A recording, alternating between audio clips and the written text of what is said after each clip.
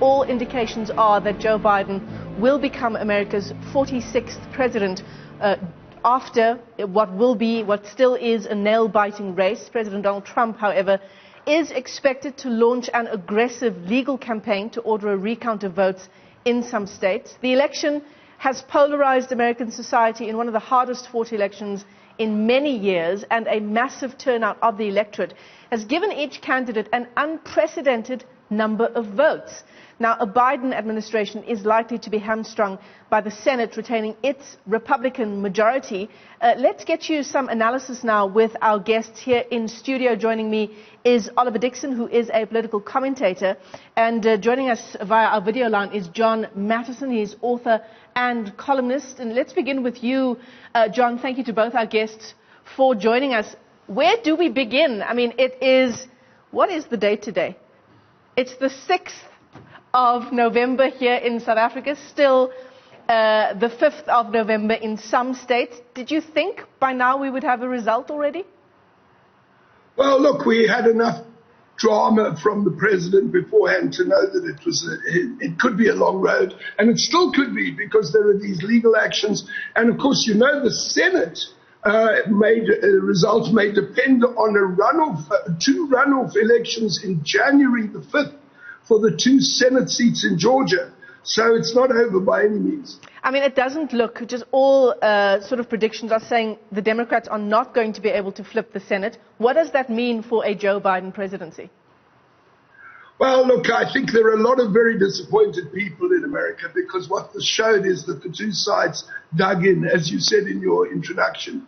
Both sides just turned out more and more voters, so the divisions are as deep as ever. And Biden won't be able to govern without cooperation from the Republicans. We don't yet know what that means. All the history is back. Mitch McConnell, if he's still the majority leader in the Senate as head of the Republicans, he blocked Obama's every move. You know, he famously said when Obama was elected, my main goal is to make him a one-term president. So many of the things that Obama suggested, even things that would get Republican support that are Republican policies, he wouldn't get a single Republican vote. Now, the dynamic may be a bit different now. Mitch McConnell has succeeded beyond his wildest expectations in swinging the Supreme Court to the right to be a court of his desires, of his greatest desires. So he may feel differently. He has a good personal relationship with Biden. They've negotiated deals in the past. So there is some reason to think it might be a little better, but it's disturbing, and you know, who knows? We'll have to see. Yeah, I mean, Oliver, if we just take a look at the number of people that came out and voted in these elections, this has not been an outright repudiation of Donald Trump's presidency. 69 million Americans still voted for the president. That's more Americans that voted for him the last time around. And you have to ask yourself where have a lot of these people rocked up from. And it's interesting what the exit polls are showing, that it's not entirely just like conservative white voters that rocked up for him this time around. A great deal of minorities rocked up for Donald Trump, and so hard questions need to be asked. Why did they not gravitate towards the center and vote for Joe Biden? What is it about their lived experiences, despite all the Black Lives Matter protests that we've been seeing across the U.S., despite all African Americans and Asian Americans, North African Americans in particular, and Asian Americans, whose family members have been put into cages by ICE just to get rid of them out of the country. Despite all of that happening, why did Donald Trump still manage to capture a minority vote? And that's a really, really hard question to answer. I don't think there's enough political science out at the moment within the exit polls. It's all speculative at this stage, and we can start speculating. Certain voting blocks, for instance, voted alongside when it comes to Asian Americans who are small business owners, who own small family-owned businesses. They vote Trump specifically because there's the promise of tax cuts, and they need that now more than ever, given what the coronavirus pandemic has done to their businesses. Some of them losing up to 90% of all income during the lockdown, and the climb back being incredibly slow for them. So there really, really is a need to have a real question about what is so attractive about Donald Trump's economic policies, not just his tax policies, because remember in 2016 there was the NAFTA conversation, right? And there's a continuous conversation around bringing back factory jobs into America. Donald Trump hasn't completely followed through on that promise, but some people have seen it trickling back, and the big question, Tesla for instance is back. SpaceX is back, for instance, and in Texas, where SpaceX launched from in I think April of the lockdown, May of the lockdown. That was an important moment, and to that effect, I do think that there's an important question to be asked about whether or not Joe Biden is capable of making the same promise, whether he should make the same promise, or whether that promise by Trump is entirely populist. Yeah, absolutely, John.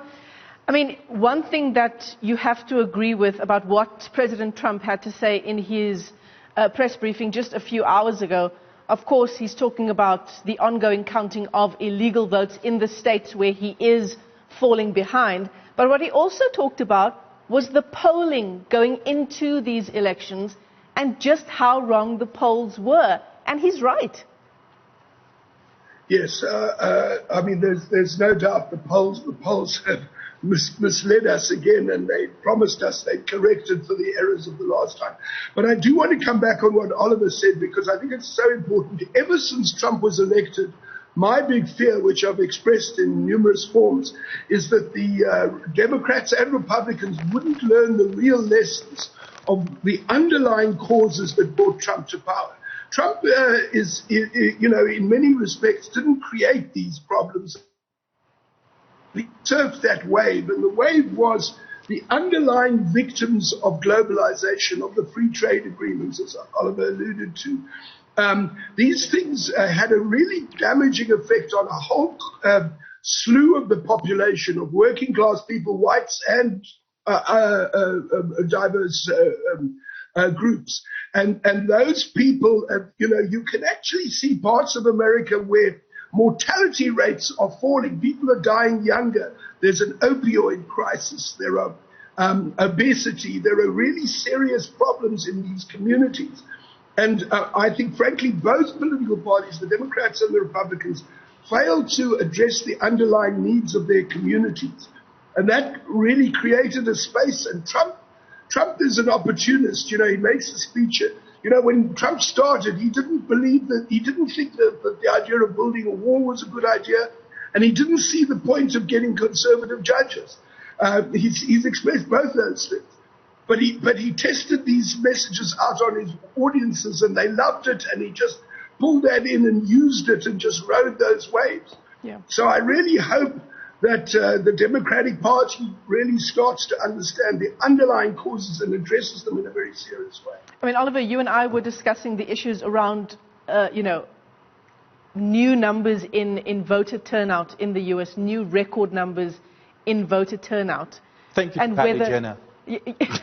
And whether that is a victory for democracy. And I find it so interesting, our Mail and Guardian here in South Africa, its front page this morning has a photograph, let me hold it up to the camera, a photograph of Joe Biden there with a US flag on fire, and the headline is "A Breath of Stale Air."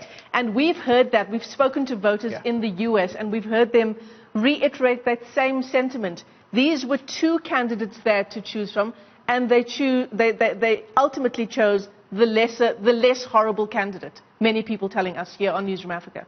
Depends on which side of the divide you are. Both these candidates, to a lot of people, are the lesser horrible candidate, right? And it's interesting, a number of exit polls asking a number of people, especially young people, would you have voted different should the candidate have been Andrew Yang? Would you have voted should the candidate have been Amy Klobuchar, or should it have been Bernie Sanders? And the numbers aren't significantly different, but different enough to have changed the picture we have today as far as these outcomes are concerned. And so it is quite interesting to just think about whether or not Joe Biden really is the candidate the Democratic institution thought he was, but whether he's the candidate he thought he was. And by all margins, this is not a landslide. It's not a landslide by any margin. And so he has to deeply reflect why was a president that's such a low-hanging fruit. Donald Trump should really have been a low-hanging fruit to be gotten rid of. Why is it so difficult to do that at the polls? And the answer is not just going to come from within himself, but the answer is also going to come from his organization and the American reality today. And I don't know if Joe Biden has the fortitude to be honest enough with himself that he really isn't the man he thought he was.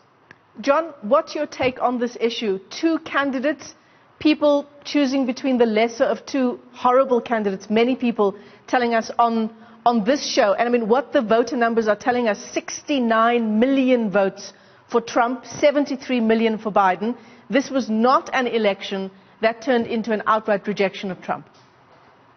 That's quite true. Of course, Biden is really past his prime. You know, if you remember when he was vice president in the election of 2008 and 2012, when he had to do the vice presidential debate, he won both debates. He was really a good debater. He wasn't an orator of the quality of Obama, but he was a first-rate politician and debater. And you watch him now, there's no doubt there's been cognitive decline. Having said that, I think he ran a strategically quite effective campaign.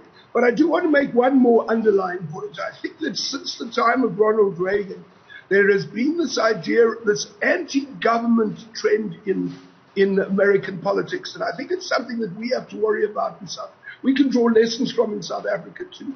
You know, Reagan in his election in 1980 said the 9 most dangerous words in the English language are, "I'm from the government and I'm here to help." So it was all a campaign to undermine the importance of government. And what we have seen in 2020 is the importance of good government. And we've seen in South Africa with the decay of government in the last 10, 12 years, we really need to build a capable government. And America's government has become less effective because of that tendency.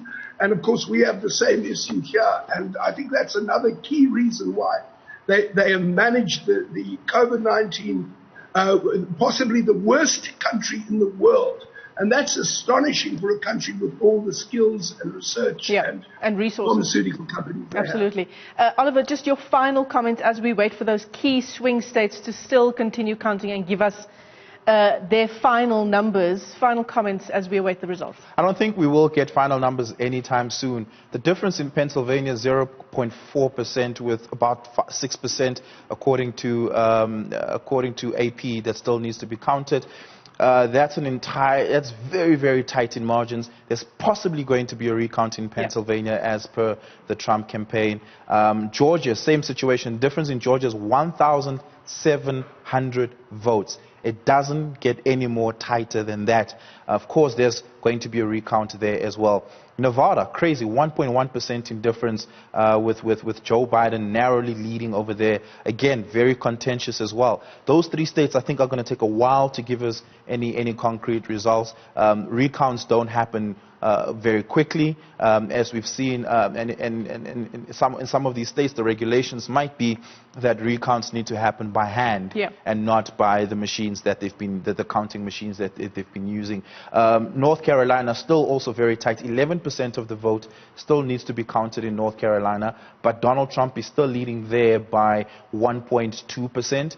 1.2% is a small margin, but a big enough margin as we've seen. So it is unclear for me that there is a clear path to victory for either candidate at the moment. Well, certainly not a landslide path to victory. No, if Donald Trump takes North Carolina and Pennsylvania, that would give him an additional 35 college votes. That would take him up to 249 college votes. That's still 20-something, 21 votes shy of 270. Oliver, unfortunately, we've run out of time for this segment, but thanks very much to both of our guests. John Matisonn is an author and columnist, and Oliver Dickson, a political commentator, joining us in studio as we try to make sense of the U.S. elections.